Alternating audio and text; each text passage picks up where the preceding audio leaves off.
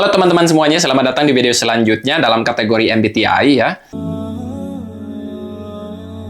Setelah di video sebelumnya kita membahas tentang 8 fungsi kognitif dan bagaimana dari 8 fungsi kognitif tersebut membentuk kepribadian yang 16 itu seperti ENTP, ENFJ, dan tipe yang lainnya, oke? Nah, di video kali ini kita akan membahas lebih mendalam satu persatu dari fungsi kognitifnya. Di video yang pertama ini kita akan lebih fokus pada introverted sensing. Jadi yang harus teman-teman pahami terlebih dahulu di sini, setiap tipe kepribadian entah itu ENTP, ISTP, atau tipe yang lainnya, mereka juga mempunyai introverted sensing, tetapi letaknya itu berbeda. Letak fungsi kognitif tersebut tentunya akan berpengaruh pada cara mereka berperilaku. Kita langsung saja membahas tentang introverted sensing ini. Jadi secara definisi itu, introverted sensing ini orang yang fokus pada pengalaman internal, memori jangka panjang, dan rutinitas. Tipe kepribadian yang dominan dengan introverted sensing ini yakni ISTJ, ISFJ ya. Terus ada juga tipe kepribadian yang auxiliary functionnya itu introverted sensing yakni ESTJ dan juga ESFJ. Jika teman-teman juga belum mengetahui tentang apa itu dominant function, terus auxiliary function, dan yang lainnya, di video sebelumnya kita sudah membahas hal ini juga. Jadi, alangkah lebih baiknya jika teman-teman belum mengetahui konsep ini, tonton saja video sebelumnya, supaya teman-teman memiliki background knowledge tentang hal ini. Dari sini kita sudah paham ya, bahwa introverted sensing ini identik dengan memori, pengalaman internal, dan rutinitas kayak gitu. Terus, mengapa demikian? Dan ternyata hal ini kembali lagi pada energinya. Kita melihat dari perbedaan extrovert dan introvert. Di video sebelumnya juga kita sudah membahas hal ini, I think di video yang kedua ya. Jadi teman-teman bisa cari saja di playlistnya, ada perbedaan antara introvert dan extrovert. Jadi definisi yang secara umumnya, orang yang introverted itu mereka yang melihat ke dalam batin diri mereka sendiri sebelum melihat keluar. Sementara orang yang extrovert itu mereka yang lebih melihat keluar dan cenderung mengabaikan batin mereka sendiri. Nah, untuk lebih jelasnya kita bisa bandingkan antara extroverted sensing dengan introverted sensing. Dimana seperti yang bisa kita ketahui bahwa ketika kita berbicara tentang sensing,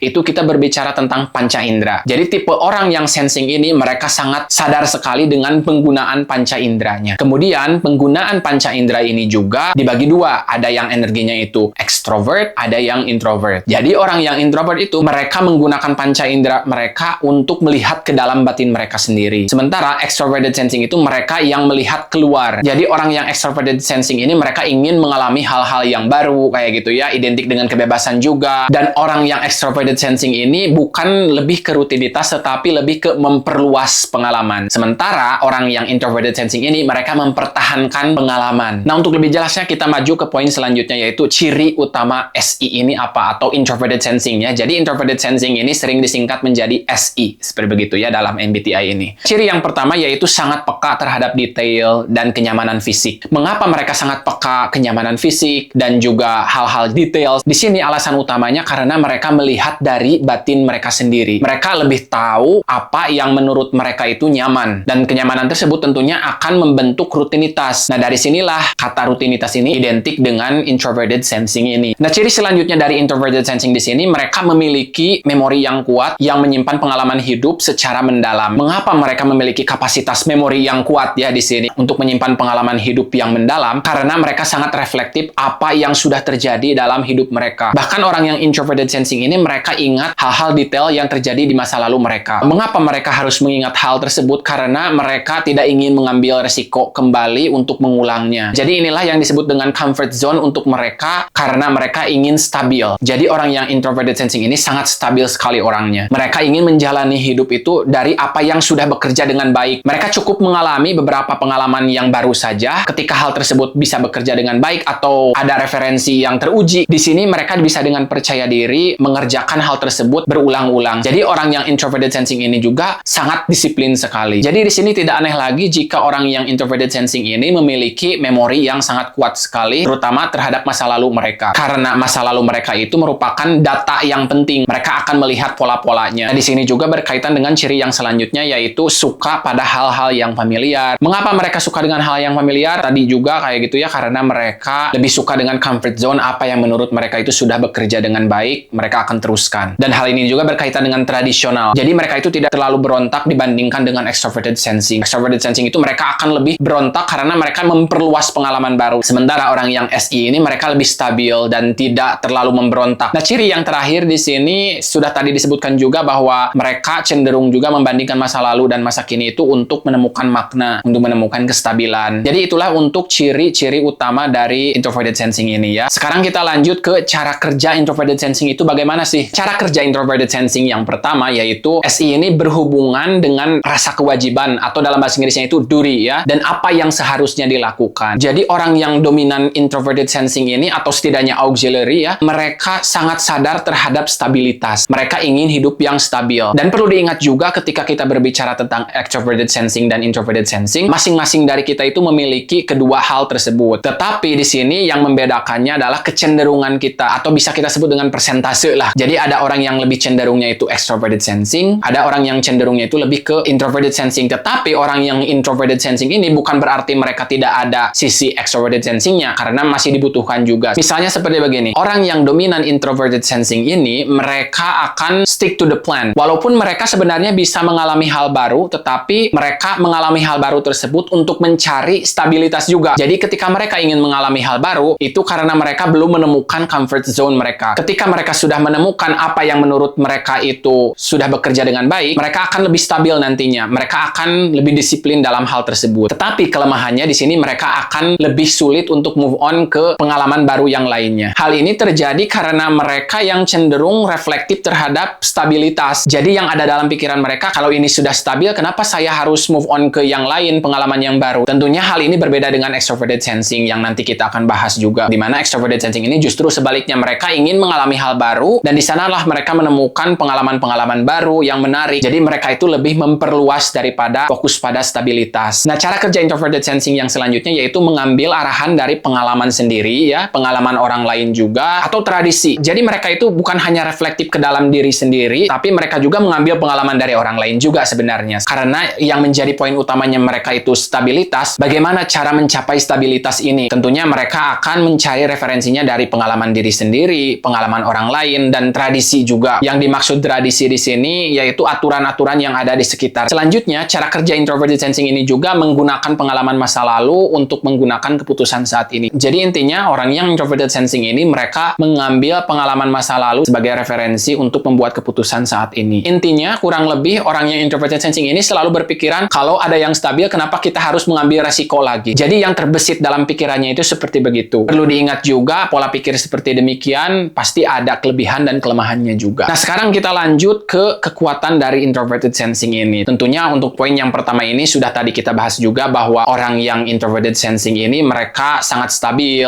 dan bisa diandalkan. Mereka memberikan rasa aman bagi orang lain karena mereka tidak terlalu berontak seperti extroverted sensing. Nah, yang selanjutnya kekuatan introverted sensing ini bahkan mereka mampu bertahan dalam jangka panjang ya. Kita bayangkan saja seperti kura-kura yang balapan dengan kelinci ya. Mungkin teman-teman juga sudah tahu ya, ada dulu itu film animasi Upin Ipin ya. Bahkan selambat apapun kura-kura tersebut tetap disiplin. Jadi di sini yang bisa kita dapat juga loyalitas mereka itu sangat tinggi. Walaupun tidak semuanya orang yang introverted sensing ini garansi memiliki loyalitas yang tinggi. Karena apa? Itu kembali lagi ke faktor lingkungan yang mempengaruhi. Karena itu juga akan mempengaruhi dinamika ego kita ke super ego atau ke subconsciousness kita atau ke unconsciousness kita. Jadi perlu diingat juga bahwa kita itu memiliki ke-8 fungsi kognitif ini. Namun orang yang memiliki fungsi kognitif dominannya introverted sensing, mereka kemungkinan besarnya akan lebih loyal. Nah, kekuatan selanjutnya dari orang yang dominan dengan introverted sensing ini yaitu disiplin dan konsisten dalam menjalani tanggung jawab. Tidak dapat dipungkiri bahwa mereka yang introverted sensing ini memiliki kedisiplinan yang tinggi karena kestabilan mereka, terutama dalam konteks ini tanggung jawab mereka. Nah, kekuatan dari introverted sensing yang terakhir yaitu mereka detail oriented ya, mereka teliti, rapi, dan juga menyukai keteraturan. Alasan utamanya karena mereka memperhatikan juga kenyamanan fisik mereka. Jadi tidak jarang mereka yang dominan dengan introverted sensing ini memiliki penampilan yang baik dan tentunya mereka juga sangat memperhatikan kesehatan mereka karena mereka tahu apa yang menurut mereka itu baik dan terlihat stabil juga untuk mereka sendiri. Setelah kita mengetahui dari kekuatan introverted sensing ini, tentunya lagi-lagi ya faktor lingkungan juga akan mempengaruhi. Jadi ketika orang yang introverted sensing ini misalnya sedang stres, tentunya mereka akan masuk ke ranah unconscious-nya. Jadi perlu diingat juga di sini ketika seseorang yang memiliki introverted sensing tersebut tidak dapat memecahkan masalah apa yang dihadapinya, tentunya mereka bisa akan mengubah ego mereka. Di sini yang menjadi ego mereka itu yaitu introverted sensing dan kemudian bisa menjadi extroverted sensing. Jadi dapat disimpulkan bahwa yang dimaksud dengan kekuatan di sini itu potensi dari orang yang introverted sensing ini miliki. Jadi jika teman-teman fungsi kognitifnya dominan dengan introverted sensing atau setidaknya auxiliary function ya, teman-teman harus memperhatikan juga potensi kekuatan teman-teman dari introverted sensing ini. Oke, sekarang kita lanjut saja ke poin selanjutnya, yaitu apa sih yang dibutuhkan oleh orang yang introverted sensing ini dan apa motivasinya. Nah, yang pertama mereka mencari kenyamanan, kestabilan ya, dan juga hal-hal yang bisa diprediksi seperti begitu. Jadi yang dibutuhkan mereka itu kestabilan dalam hal rutinitas sehari-hari dan hasil yang diharapkannya juga tentunya jelas. Jadi mereka itu tidak ingin mengambil resiko yang mana hasilnya itu gambling atau tidak jelas. Mereka itu